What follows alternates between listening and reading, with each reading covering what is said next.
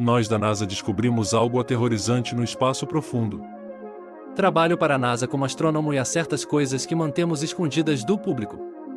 Não, a Terra não é plana e os alienígenas não controlam o governo. Droga, eu gostaria que fosse esse o caso, pois a verdade é muito, muito pior. Em 1993, o telescópio espacial Hubble viu uma estrela desaparecer. Não virou supernova ou morreu naturalmente, apenas escureceu em alguns minutos. Esta estrela já estava muito fraca para ser vista a olho nu, e os telescópios terrestres tiveram problemas para distingui-la entre as estrelas circundantes, de modo que o evento não era bem conhecido do público.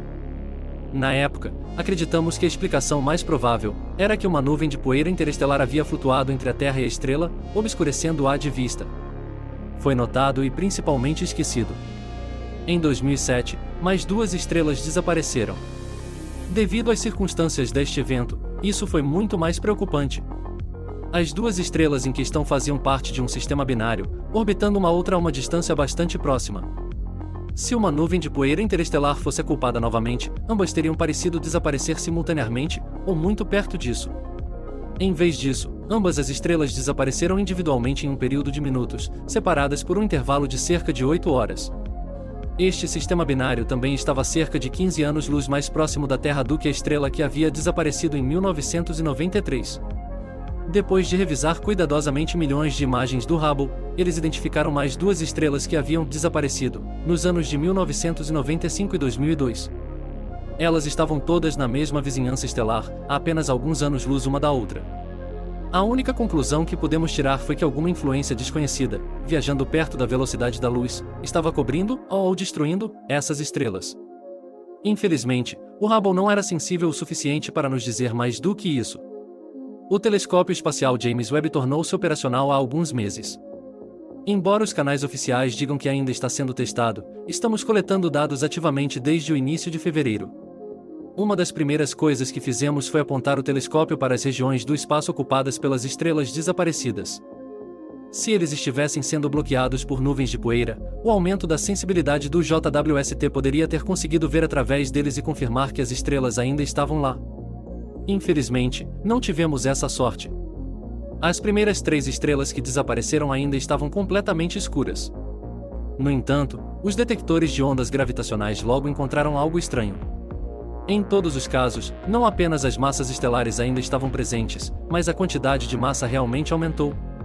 Observações mais sensíveis também detectaram um tipo de corda ou teia que se estende pelo espaço conectando essas estrelas agora invisíveis. Quando focamos o telescópio no sistema binário que havia desaparecido em 2007, que foi o ponto mais próximo que esse fenômeno foi observado até agora, finalmente sobrou radiação ambiente suficiente do espectro para tentar uma leitura do espectrômetro de massa. Se você não sabe, a espectrometria de massa é um processo incrivelmente útil, onde medindo os padrões de comprimentos de onda de luz emitidos ou refletidos por um objeto, podemos aprender toneladas de informações úteis, como temperatura, velocidade e direção do movimento, e composição química. No entanto, as leituras que obtivemos das estrelas binárias não faziam sentido. Primeiro, eles eram frios, quase tão frios quanto o meio interestelar circundante. O que quer que tenha acontecido com essas estrelas as extinguiu completamente ou de alguma forma impediu que sua luz escapasse. No entanto, o que era realmente intrigante não eram as linhas de emissão retornadas pelo espectrômetro de massa. Vários elementos familiares foram identificados, como hidrogênio, carbono, nitrogênio, oxigênio e magnésio, mas estes eram poucos e distantes entre si. A maioria das leituras não correspondia a nenhum elemento químico conhecido e até parecia desafiar o que sabíamos sobre a física da luz, da matéria e da química. Essa enorme estrutura estelar era feita principalmente de materiais para os quais nem tínhamos nomes, e pode nem ter sido matéria como a entendemos. A especulação saiu do controle. Obviamente, tal coisa não poderia ser um fenômeno natural. Finalmente, tivemos a prova de vida alienígena. Mas o que era essa coisa que havíamos descoberto e com que propósito ela estava sendo construída? A principal hipótese era que estávamos olhando para uma série de Dyson Shells, enormes coletores solares construídos para envolver completamente as estrelas, a fim de capturar 100% de sua produção de energia. Tal conceito havia sido imaginado na virada do século XX, como uma fonte de energia potencial para uma civilização interestelar. Desde então, a ideia abriu caminho para a ficção científica popular. De fato, a construção dessas estruturas maciças foi teorizada como um dos primeiros sinais de vida extraterrestre inteligente que um dia poderemos detectar. Parecia que o dia era hoje. No entanto, a teoria ainda não explicava tudo. Primeiro, havia a velocidade impossível com que as estrelas foram cobertas. Construir uma concha de som do zero em questão de minutos estava além até mesmo das especulações mais loucas de cientistas e escritores de ficção científica. Depois, havia os misteriosos filamentos que conectavam as camadas a distâncias de anos-luz. Ninguém tinha a menor ideia de qual era o propósito que eles poderiam ter, ou como poderiam ser construídos. Todos na NASA ficaram fascinados com esse mistério.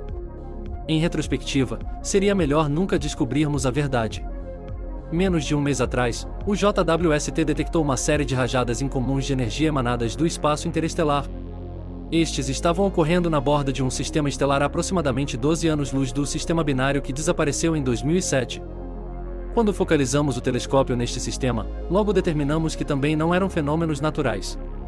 As assinaturas de energia, que continuaram piscando intermitentemente, combinavam com o que você esperaria de explosões termonucleares e baseadas em antimatéria, junto com vários outros tipos de energias que não conseguimos identificar.